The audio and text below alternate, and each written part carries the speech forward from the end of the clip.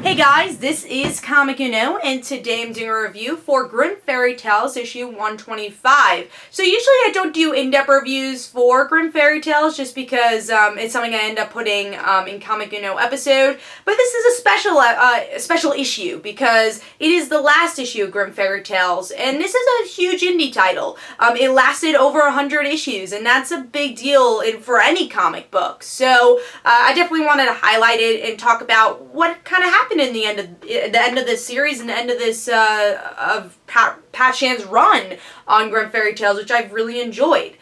So what happens is that we get to see a lot of people die. Kind of this final battle with that villain that they've been trying to fight throughout the couple of issues. I forget his name, but I remember what he looks like, but I forget his name.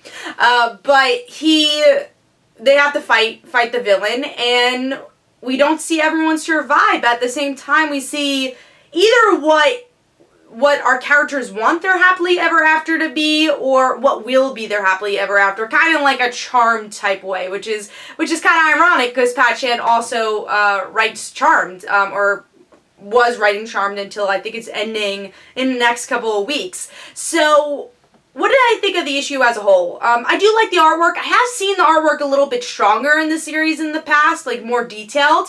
There are times where the camera's kind of zoomed out, and I would have liked a little bit more details, but I think the artwork was solid for the series. And I like the story structure the most here.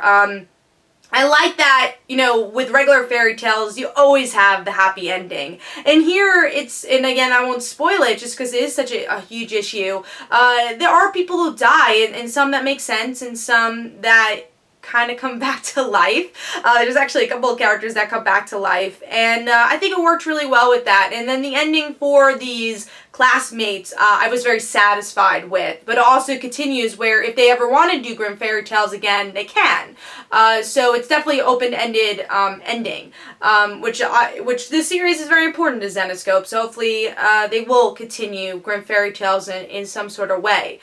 So I like that. My negative is, I mean, you saw it, I didn't really remember the name of the villain, and I think that was the biggest problem throughout this whole arc, is that I never felt very strongly about the villain. And that's your final battle of your whole entire series. I think the villain should have been developed a little bit more to kind of bring more stakes to the final battle. But overall, I think the character work was really well done, and it was a good send-off to the series. Now, it is pricey, this book. That's why I was kind of hovering over a 3.5 or 4 stars, but I do think the story is strong enough that I did give it 4 stars, but it's pricey, so you might either want to wait, I don't know. I will say Zenescope, even though it has a lot of pages, tends to maybe overprice the comic a dollar or two more with these kind of bigger titles. And I think it's like $9.99. It's expensive for one comic, but I think if you like this series, it is worth it. It is the final issue of an important indie title. So, and I think it was definitely a solid story that doesn't really separate. It doesn't really separate into like mini stories, which, you know, some comics tend to do. It's one straightforward story of 60 pages. So that's a lot of pages, or 60 something pages. So overall, I gave it 4 stars. Hopefully, you guys enjoyed. This is Comic Uno. Don't forget to like my Facebook page, follow me on Twitter, and don't forget to check out my comic book, Like Father Like Daughter, and don't forget to like the Facebook page of Like Father Like Daughter, and I will see you guys later.